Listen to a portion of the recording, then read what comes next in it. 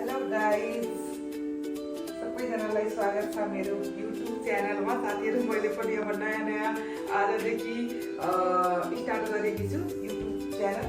साथीहरू like subscribe गर्नु होला।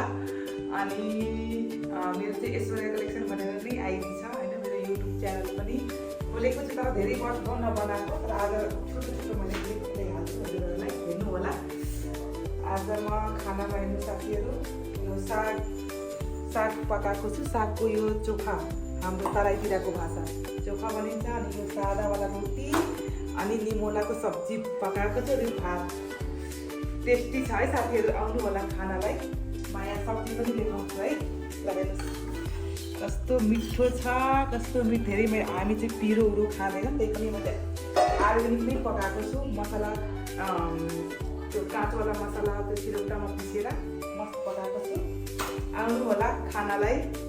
यो अब जाडोको मौसम पनि स्टार्ट हुन लागिसक्यो होइन। सादा रोटीसँग झोलवाला सब्जी क्या मिठो हुन्छ साथीहरू, हेर्दैखेरि खाम लाग्छ। ल साथीहरू, अब यो खाना पकाउँदै भोलि पनि मैले भिडियोहरू चाहिँ स्टार्ट गर्छु, हाल्छु, हेर्नु होला। लाइक सब्सक्राइब गर्नु होला साथीहरू। अहिले भन्न पनि आइरहेको छैन, जे छ मैले भन्नु होला। अरू नयाँ भिडियोको लागि हजुरहरूले चाहिँ कमेन्ट पनि गर्नु होला। हजुरले कस्तो भिडियो हेर्न मन छ, मैले त्यस्तै बनाउँछु हजुरहरूको अनुरोधमा, रिक्वेस्टमा। बाई साथीहरू।